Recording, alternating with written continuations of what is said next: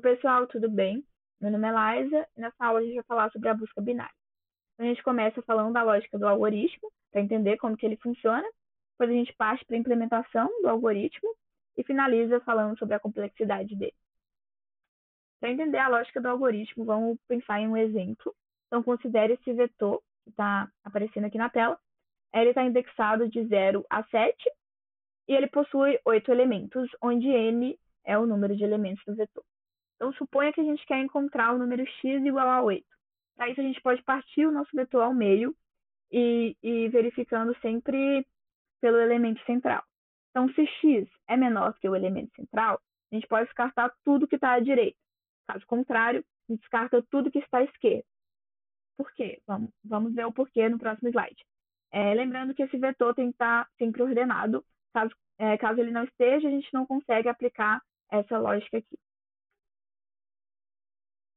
Então, considere esse mesmo vetor que a gente viu no slide anterior. O índice mais à esquerda a gente vai nomear como left, o índice mais à direita como right, e o elemento do meio, o elemento central, como m. Então, se o 8, que é o número x que a gente está procurando, for menor do que m, a gente vai descartar o lado direito.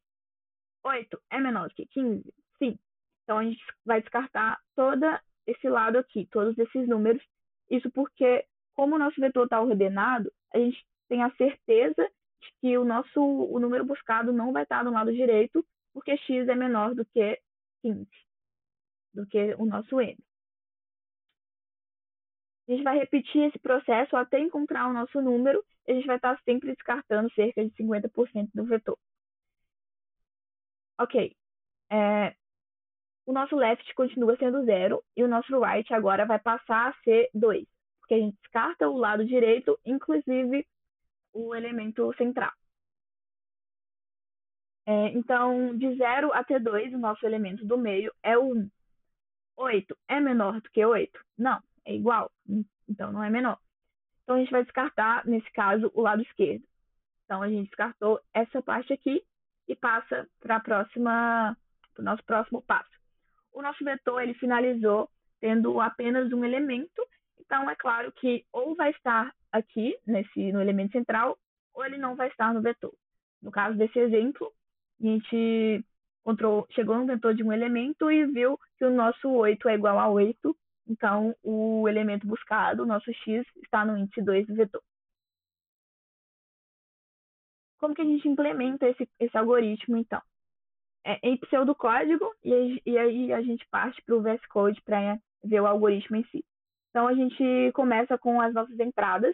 As entradas do nosso algoritmo vai ser um vetor V, um número de elementos, né, um valor para a quantidade de elementos do vetor, e um valor x a ser buscado. A saída vai ser a posição, ou seja, o índice de x dentro do nosso vetor V, ou menos 1, caso x não esteja no vetor. A gente começa igualando o left a 0 e o right a n menos 1.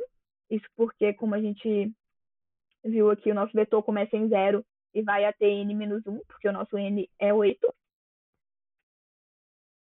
Depois, enquanto o left for menor ou igual a right, a gente vai fazer o quê?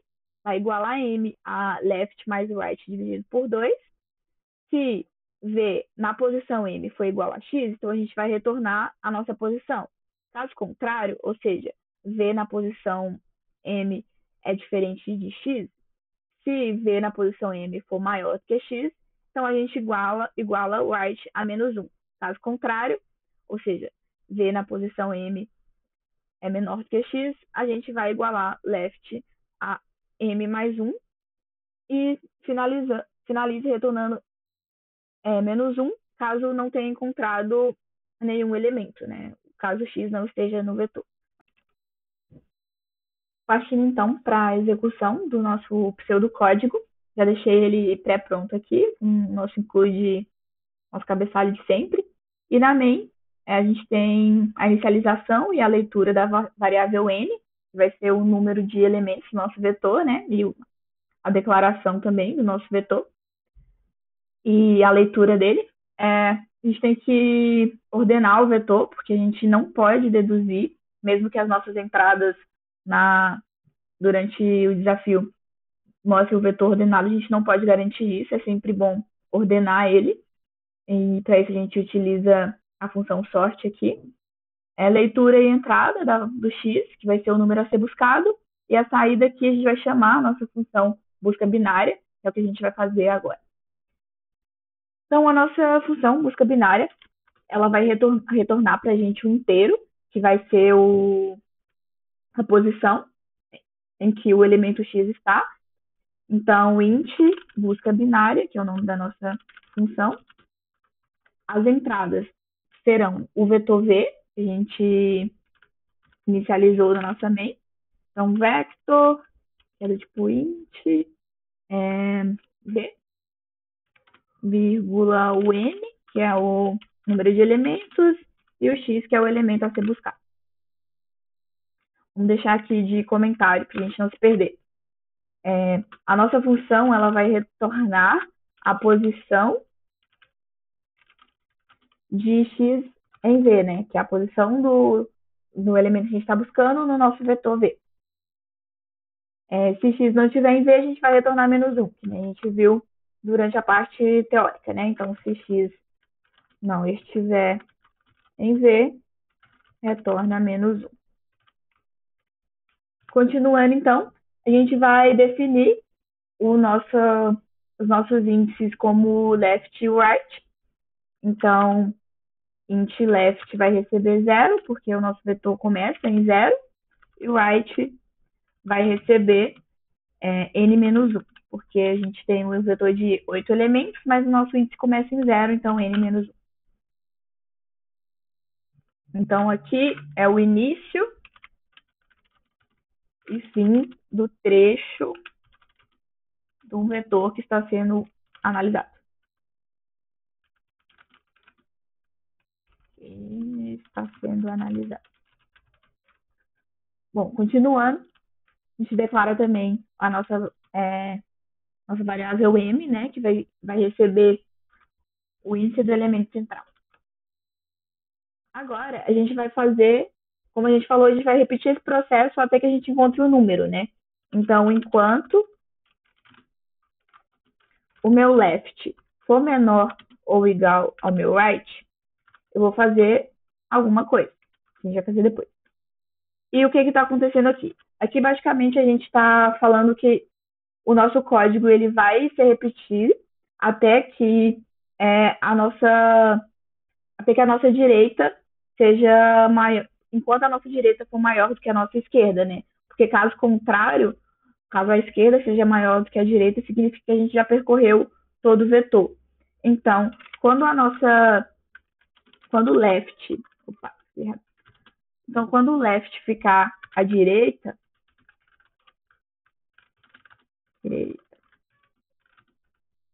quando o left ficar à direita de right, significa que o nosso vetor tem tamanho 0. Bom, continuando então, o nosso m a gente vai igualar a left mais right dividido por 2, para pegar o elemento do meio, né?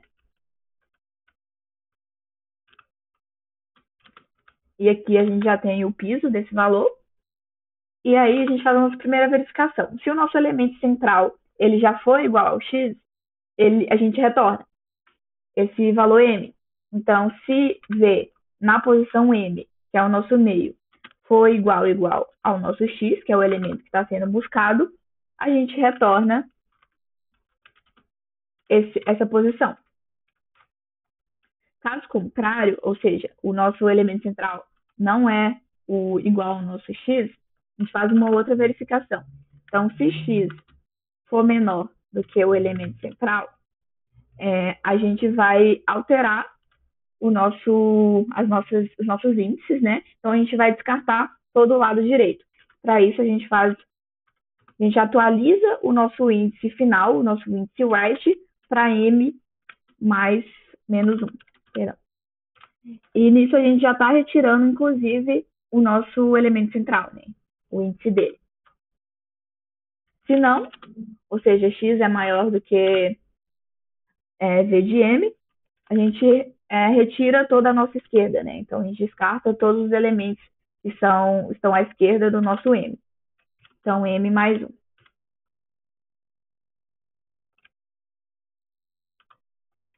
Por fim, a gente retorna menos 1, caso o nosso algoritmo não tenha retornado nada aqui.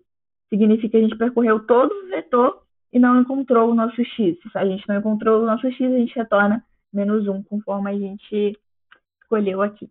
Bom, a implementação do código é essa. Falando um pouco, então, da complexidade dele, né?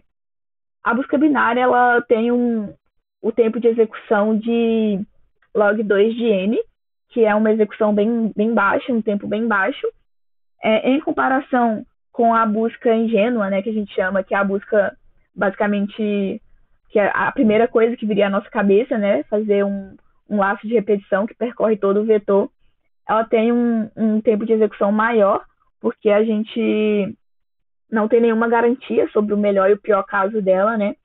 Isso porque a gente precisa, caso o nosso número buscado esteja no final do nosso vetor, a gente precisa percorrer todo esse vetor. No caso da busca binária, não. A gente vai dividindo o vetor em cerca de 50% do seu tamanho original, né? E é justamente essa divisão repetitiva que vai dar origem a esse tempo de execução de log, né? Que é um tempo de execução bem baixo.